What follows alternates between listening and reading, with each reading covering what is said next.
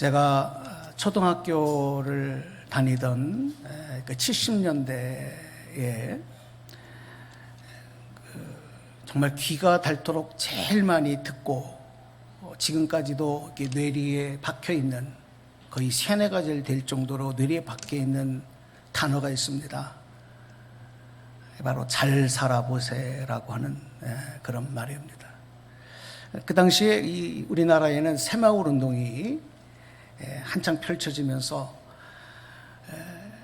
가난에서 우리 국민들이 좀 벗어나고 또 국가도 경제 성장을 이루기 위해서 우리 국민들의 마음의 방향을 잘 사는 것에 맞춰서 사회 전체 시스템이 움직였습니다. 그래서 지금도 기억나는 게요, 아침마다 동네마다 마을마다 확성기가, 귀가 정말 찢어지도록 확성기에서 이 노래소리가 울려 퍼집니다. 그러면 사람들이 그 소리를 듣고 잠에서 깨어나는, 요즘으로 말하면 완전 모닝콜 같은 그런 소리였는데, 바로 그 노래소리가 새마을 노래였습니다. 아마 우리 권사님 집사님들 기억하시는 분들 많을 거예요. 새벽종이 울렸네, 새아침이 밝았네, 너도 나도 일어나 새마을을 가꾸세, 살기 좋은 내 마을 우리 힘으로 만드세. 아주 이 소리가 울려 퍼지고 반복되어져서 나왔습니다. 그러면 사람들이 그 노래소리를 신호로 해서 새 마을을, 우리 마을을 좀 더 단장하기 위해서 빗자리를 들고 나와서 자기 집 앞마당을 쓸고 도로를 쓸고, 또 농촌에서는 초가집을 기와집으로 바꾸고 마을을 단장해 나갔어요. 또 공장에서는 밤이 새도록, 여러분 그 당시에는 근로자의 하루 노동시간 이런 거 없었어요. 철야 근무를 하면서 밤이 새도록 일을 했고, 기계는 밤새도록 야간 작업을 하면서 돌아갔고, 정말 노동자들이 쉼없이 일을 했습니다. 여러분 그 결과 우리나라가 한강의 기적을 이루지 않습니까? 그래서 급격한 경제 성장을 이루고 우리 국민들이 이제 가난에서 벗어나고 오늘날 이렇게 잘 사는 나라가 되었습니다. 하지만 지금까지도 우리 사회에 또 많은 사람들에게 이 잘 사는 것, 그렇게 잘 살아보세라고 외쳐서 우리의 마음속에 잘 사는 것에 대한 이 단어와 문장은 새겨져 있는데, 정말 잘 사는 것이 뭐냐? 많은 사람들에게, 또 우리 사회가 그것이 경제적으로만 성장하는 것, 개인적으로는 돈 많이 버는 것, 부자가 되어지는 것, 물질적으로 풍요를 누리는 것, 여기에만 우리가 잘 사는 것이라는 내용이 이렇게 집중되어져 있는 그런 문제점을 우리가 안고 있다는 것입니다.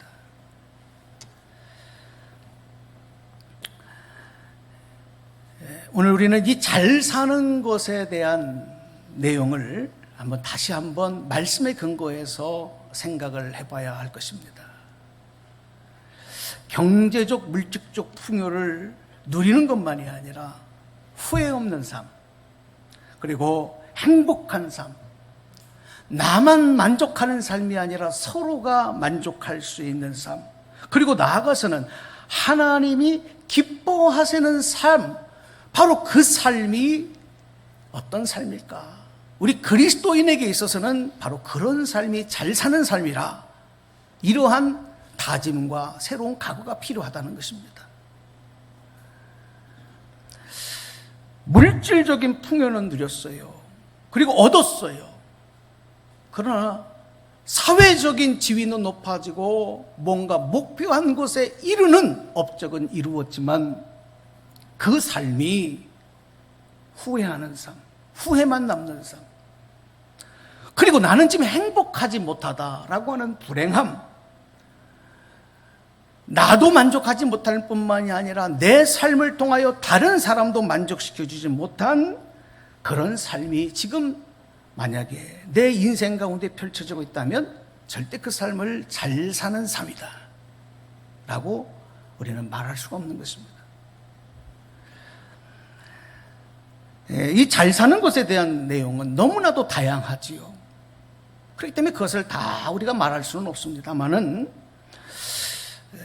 오늘 잘 사는 비결 가운데서 오늘 말씀에 입각해서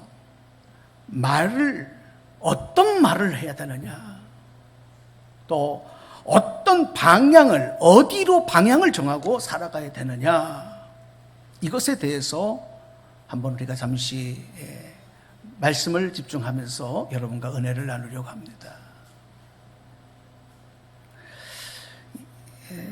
자기 생각과 느낌을 나타내거나 전달할 때에 우리가 사용하는 말, 그리고 문자 혹은 글, 여러분 그것을 우리는 언어라고 얘기합니다. 언어. 그러니까 말과 글, 이게 언어거든요. 그러니까 인간은 언어를 통해서 서로 소통하는 겁니다. 오늘도 제가 하나님의 말씀을 이 언어의 수단을 통해서 여러분과 지금 소통하고 있는 것입니다. 여러분에게 전달하고 있는 것입니다. 그래서 이 언어는요, 인류 문화 발전에 엄청난 영향력과 공헌을 한 1등 공신이에요. 만약에 인간의 삶에 언어가 없었다라고 한다면 이런 엄청난 발전을 이룰 수 있었을까? 불가능합니다. 그것만이 아니라 이 말과 글이 가지고 있는 이 영향력이 우리의 생각 이상으로 엄청납니다. 엄청납니다. 이 말은 특별히 사람을 살리기도 하고 죽이기도 할 뿐만이 아니라 더 나아가서 우리의 영혼을 소생시키기도 하고 파괴하기도 하는 그런 엄청난 영향력을 가지고 있어요. 그래서 우리가 잘 살기 위해서, 잘 살아보기 위해서 어떻게 말하며 살아가느냐, 이게 참 중요한 것입니다. 우리 그리스도인들은 한 주간을 돌이켜보면서 특별히 한 주간 동안의 나의 언어 생활이 어땠는가? 내가 무슨 말을 하며 살았느냐? 내가 말하는 그 말로 인해서 다른 사람들에게 어떤 영향을 주었는가? 이거를 심각하게 돌아보는 지혜가 필요합니다. 그게 잘 사는 비결이에요.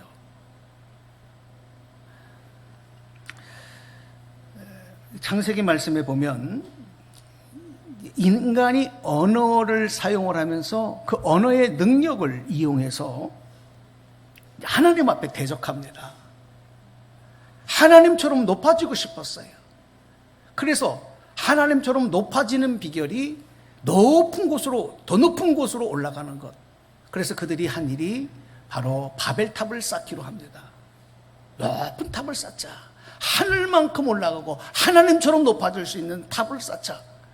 그래서 그들이 언어를 통해서 과학을 발전시키고 건축 기술을 발전시키고 그것을 측량할 수 있는 수학을 발전시키고, 그래서 그 고대 사회에 어마어마한 높은 건물을 지어 오르는 거예요. 그게 바벨탑입니다.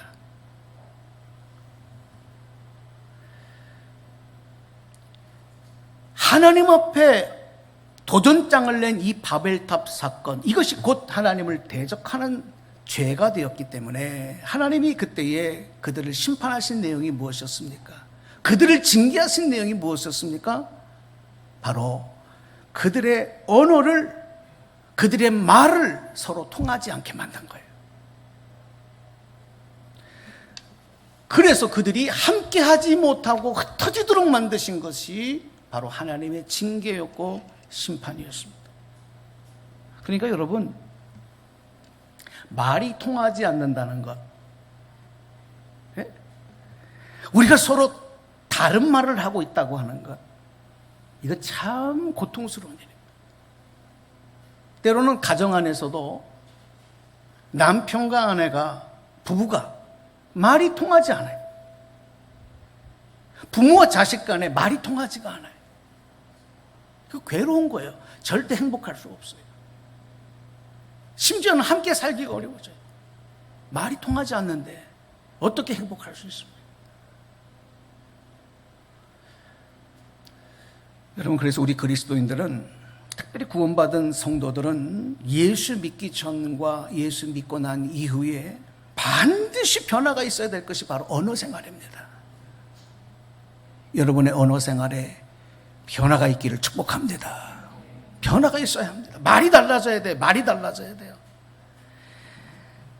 이 세상을 살아가는 동안에 특히 여러분들이 사회에서도 언어 생활에 성공을 해야 돼요. 그러니까 말을 잘한다고 하는 게 유창하게 말하는 것을 말하는 뜻하지 않는 것을 여러분이 아셔야 됩니다. 뭐 TV에 나오는 말 잘하는 강사들 있잖아요. 말로 사람들을 웃겼다 울렸다 하는 사람들 있잖아요. 그거 말고요. 그렇게 말 잘하는 말 기술이 아니라 정말 우리들의 영혼의 마음속에서 울려나오는 하나님께 기쁨이 되어지고 다른 사람에게 좋은 영향력을 줄 수 있는 언어 생활. 여러분, 언어, 말뿐만이 아니라 문자, 글도 언어에 포함이 되기 때문에 그 위력이 참 대단해요. 글도 문자도. 그래서 여러분, 하나님께서 하나님의 말씀을 택하신 주님의 사람들을 통하여 그것을 글로 옮겨 적게 해요. 성령의 계시를 통해서. 그것이 여러분 성경 아니겠습니까? 이 기록된 하나님의 말씀이 이후에 많은 사람들에게 영원히 구원받을 수 있는 길을 제시해 주는 아주 중요한 문서가 되고 길이 되는 거예요. 그만큼 이 문자, 글의 위력은 대단합니다. 요즘에 이렇게 보면 신문 기자들이 쓰는 기사들, 또 우리가 이 스마트폰 시대가 되었기 때문에 SNS를 통해서 많은 문자들을 통해서 소통을 하고 있지 않습니까? 이 글과 문자가 한 사람을 죽이기도 하고 살리기도 하고 한 회사를 죽이기도 살리기도 하고 정말 그 위력이 대단해요. 심지어는 국민들의 여론까지도 좌지우지하는 위력을 글의 문자가 가지고 있습니다. 참 안타까운 소식, 어저께도 뉴스를 이렇게 보니까 25세 된 아주 미인이면서도 유명한 그런 그 배구 선수, 여자 배구 선수가 이 악플에 시달리다가 극단적인 선택을 했다라고 하는 그런 안타까운 뉴스를 보게 되었습니다. 요즘같이 SNS가 발달된 현대 사회에서 인기 연예인들이나 이름이 알려진 운동선수들, 이게 대중들에게 노출된 사람 중에서 이렇게 악플이라고 하는 건 뭐냐면 나쁜 댓글이에요. 그 사람을 막 비방하고 그 사람을 조롱하고 욕되게 하는 그런 문자들을 막 그 사람 기사나 이런 데 달아가지고 그 사람을 막 조롱하는 거죠. 이런 악플들 때문에 얼마나 많은 사람들이 우울증에 시달리고 또 스트레스에 시달리다가 심지어는 극단적인 선택을 하는 사람들이 점점 많아지고 있다는 거예요. 그래서 우리가 여러분 이 말이나 글의 신중함, 말할 때 혹은 글을 쓸 때 다른 사람에게 문자를 하나 보낼 때도 이게 얼마나 참 중요한 위력을 가지고 있느냐 하는 것에 대한 마음을 신중하게 한 번 더 생각해보고 한 번 더 돌아보고 우리가 그렇게 언어 생활하는 일이 정말 필요한 것입니다. 그리고 내가 말한 것과 내가 쓴 글에 대해서는 책임질 수 있는 그런 책임감도 가지고 있어야 돼요. 요즘에 우리가 내 건강 돌아보지 아니하고 다른 사람들이 권하는 음식 아무거나 많이 먹는 시대가 아니잖아요. 제가 초창기 신방하고 목회할 때만 하더라도 그때는 그랬어요. 이 가정에 가서 그냥 이거 드세요 그러면 이 가정에서 배가 부르도록 먹어요. 밥도 2공기씩 먹어야 좋아하시거든, 식사를. 다른 집에 가면 또 거기서 권하면 소화가 되든 안 되든 그냥 먹었어요. 소화제를 먹더라도 그것이 도리라고 생각을 했어요. 근데 요즘엔 그렇지 않아요. 그렇게 권하지도 않고요. 여러분들도 밖에 나가서 내 식성과 내 건강 상태 생각하지 아니하고 마구마구 아무거나 먹는 거라고 먹지 않지 않습니까? 마찬가지예요. 오늘 우리가 아무 말이나 아무 글이나 정말 홍수처럼 밀려오는 이 정보화 시대에 아무거나 읽고 아무거나 받아들이는 것은 참으로 어리석은 거라래. 그것을 분별할 지혜가 필요해요. 그것을 분별하고 그리고 그것을 정말 통해서 내가 상처받지 아니하고 다른 사람에게 상처 주지 아니하고 좋은 영향력을 줄 수 있는 글과 말을 선택하는 것, 이것이 오늘 현대사회를 살아가는 사람들에게, 특별히 우리 그리스도인들에게 매우 귀중한 지혜다 하는 것입니다. 자, 그런데 여러분, 이 글과 말과 글보다도 더 큰 영향력을 발휘하는 게 있어요. 그게 바로 뭐냐면 삶입니다. 삶. 어떻게 사느냐, 저 사람이 어떻게 살았느냐, 그것이 사람들에게 더 큰 영향력을 제공하는 것입니다. 아무리 유창하고 화려하고 좋은 영향력을 주는 말과 글을 사용했다고 하더라도 정말 그 삶을 보니까, 그 삶의 실체를 보니까 너무나도 실망스러워요. 여러분, 그러면 오히려 그가 말했던 것, 그가 썼던 글들이 오히려 더 나쁜 악한 영향력이 되는 거예요. 실망스러운 일이 돼버리고 마는 거예요. 그래서 특별히 지도자들에게는 말과 글보다도 더 중요한 것이 그의 삶인 것입니다. 요즘 현대인들은 이 삶을 통하여 감동받기를 원해요. 그러다 보니까 TV 프로그램 보니까 맨 TV 앞에, 카메라 앞에서 이 사는 내용들을 이제 찍기 시작하거든요. 그런데 사실 그것이 진짜 사는 것이 아니라 사실 이 주어진 작가가 써준 대본에 의해서 마치 연기하듯이 그 삶을 단지 브라운관에만 이렇게 보여주는 내용들이 너무 많아요. 여러분, 우리가 어떻게 사느냐, 아무리 말과 글을 잘 사용한다 하더라도 그대로 말한 대로 내가 살아가는 것은 또 다른 차원의 문제. 중요한 건 뭐냐, 사는 것은 내 마음대로 내 의지대로 안 되는 거예요. 그리고 그 결과 또한 내가 원하는 대로 되지 않아요. 그렇기 때문에 자, 여러분 주목해 보십시오. 우리가 정말 잘 살기를 원한다면 이거는 우리 모든 사람, 생명을 가진 사람들의 소망인 거예요. 내가 단 하루를 산다 할지라도 후회 없는 삶을 살기를 원한다. 그래서 만약 여러분, 내가 사형 선고를 받고 혹은 일주일만 살게 된다, 열흘만 살 수 있는 기회가 있다, 이렇게 만약에 내 생명의 기간이 딱 정해진다고 한다면 그 주어진 시간 동안에 내가 후회하지 않을 일들을 위해서, 내가 평생 해보지 아니했던, 이루지 못했던 일들을 반드시 하기 위해서 사람들은 그 시간을 금과 같이 사용하는 거예요. 나에게 주어진 인생을 잘 살아보고 싶은 것은 믿는 사람이나 믿지 않는 사람이나 모든 사람들의 소망이에요. 그런데 그게 잘 안 되는 거예요. 내 마음대로, 내 의지대로 안 되는 거예요. 그래서 오늘 우리가 주목하고 다시 한번 꼭 기억해야 될 것은, 잘 살기 위해서는 어떻게 되느냐, 내 인생이 성공적인 인생이 되기 위해서는 어떻게 되느냐, 여러분, 하나님이 도와주셔야 될 줄로 믿습니다. 하나님께서 도와주셔야만 가능한 거예요. 내가 그렇게 하려고 애쓰고 노력하는 것만 갖고는 안 된다. 자, 그러면 하나님의 도우심과 은혜를 통해서 내 삶이 이렇게 성공적인 삶이 되기 위해서는, 잘 살기 위해서는 어떻게 되냐, 우리의 매일매일의 삶이 하나님과 연결되어 있어야 돼요. 오늘 여러분 삶이 하나님과 연결된 삶이기를 축복합니다. 하나님과 연결되어 있어야 돼요. 자, 그러면 여러분, 하나님과 나를, 내 삶을 연결하는 방법이 뭐예요? 내 삶을 하나님과 연결하는 방법이 뭐예요? 그것은 예수 믿는 거예요.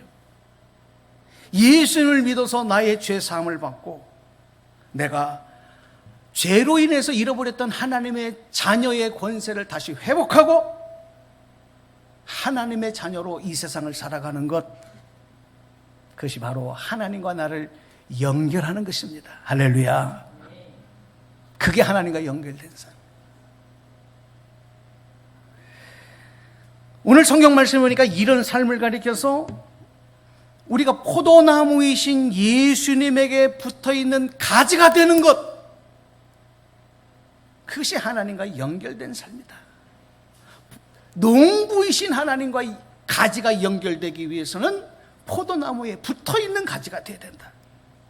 그래서 우리가 이 땅에서 하나님의 예수 그리스도의 향기를 맺고 하나님이 원하시는 열매를 맺으며 살아가야 되는 거다. 오늘 성경이 우리에게 그렇게 말씀하는 겁니다. 자, 오늘 본문 말씀 4절에서 5절 말씀을 여러분에게 읽어드리겠습니다. 말씀 보시겠습니다. 내 안에 거하라. 나도 너희 안에 거하리라. 가지가 포도나무에 붙어 있지 아니하면 스스로 열매를 맺을 수 없음 같이 너희도 내 안에 있지 아니하면 그러하리라. 나는 포도나무요 너희는 가지라. 그가 내 안에 내가 그 안에 거하면 사람이 열매를 많이 맺나니 나를 떠나서는 너희가 아무것도 할 수 없음이라. 아멘. 나를 떠나서는 너희가 아무것도 할 수 없습니다. 하나님과 연결되어 있지 아니하고 하나님을 떠난 삶, 그 삶에 나타난 결과는 nothing, 아무것도 없는 거예요. 아무리 세상적으로 이룬 것도 하나님 앞에서는 인정받지 못해요. 창세기에 보면 아브라함이 이 조카 롯을 구하고 그 적들에게서 얻은 전리품을 가지고 이제 돌아오고 있습니다. 그때에 살렘 왕이면서 제사장인 멜기세덱이 나가서 떡과 포도주를 준비해서 이렇게 승리를 하고 돌아오는 아브라함을 영접을 해요. 그리고 하나님의 복을 아브라함에게 빌어주면서 축복을 해줍니다. 그 말씀이 창세기에 기록이 되는데 그때의 아브라함이 그 멜기세덱 제사장에게 자신이 전리품으로 가지고 오는 것 중에서 10분의 1을 떼어서 그 제사장에게 준 거예요. 그것이 이제 성경에 나온 첫 번째 11조거든요.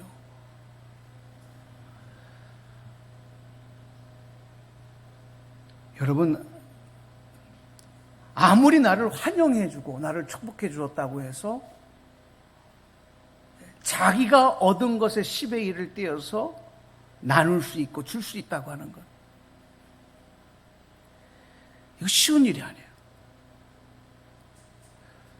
그런데 아브라함이 그렇게 행동하고 결단할 수 있었던 것은, 여러분, 그의 삶이, 아브라함의 삶이 하나님과 연결되어 있는 삶이었기 때문에 가능한 거예요.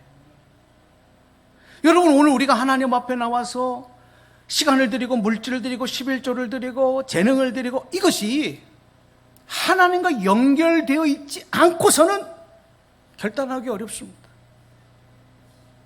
연결되어 있으면 그것이 자연스럽게 일어날 수 있거든요.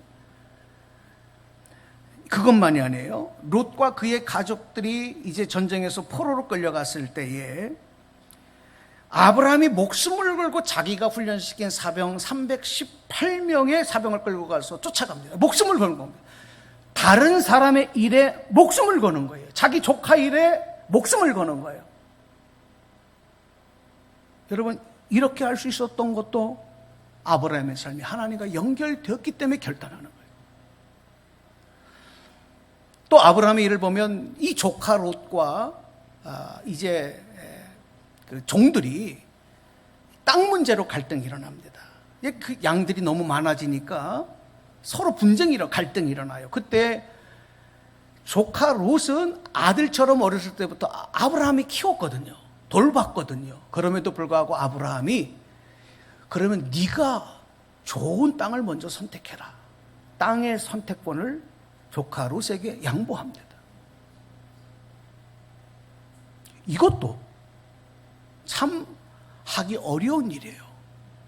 그런데 아브라함의 삶이 하나님과 연결되어 있으니까 이런 일들이 나타난다.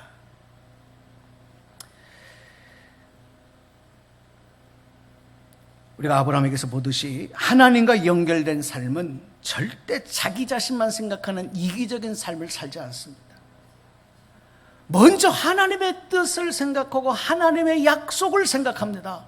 하나님이 기뻐하시는 것이 무엇인지를 생각하게 되는 것이고 하나님의 영광을 위한 삶을 살게 되는 것이에요. 할렐루야.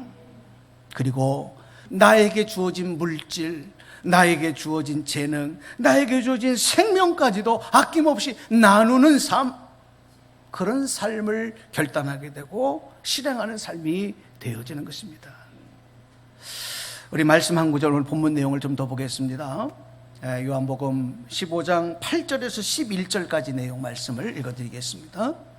너희가 열매를 많이 맺으면 내 아버지께서 영광을 받으실 것이요 너희는 내 제자가 되리라. 아버지께서 나를 사랑하신 것 같이 나도 너희를 사랑하였으니 나의 사랑 안에 거하라. 내가 아버지의 계명을 지켜 그의 사랑 안에 거하는 것 같이 너희도 내 계명을 지키면 내 사랑 안에 거하리라.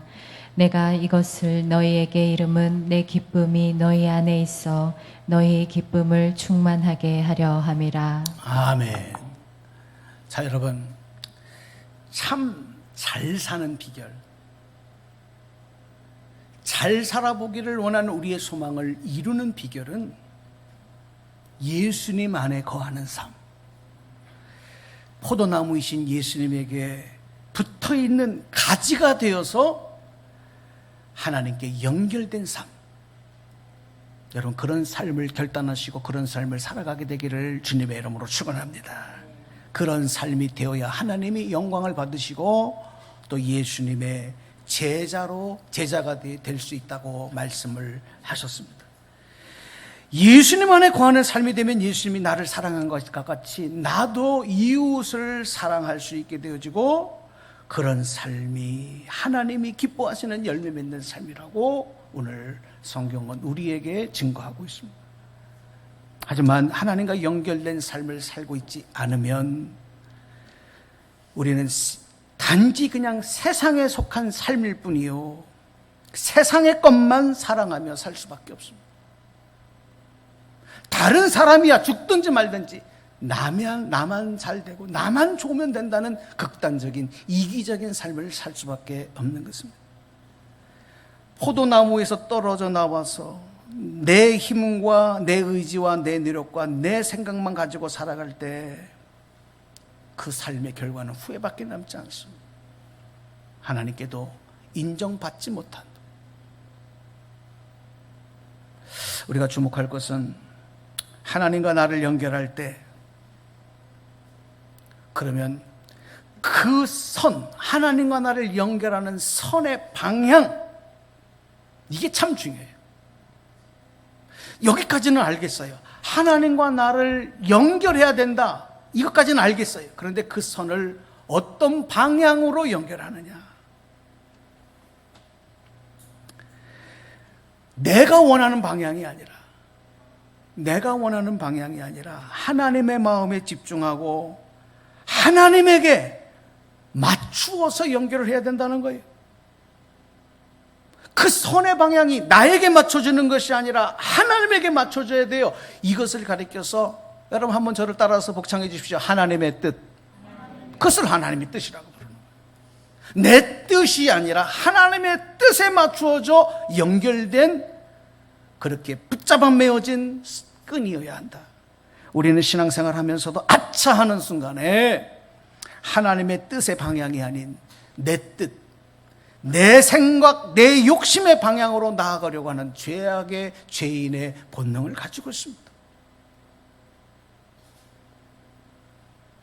그래서 하나님과 나를 연결하는 선이 잘못된 방향으로 묶여진 사람들이 참 많아요.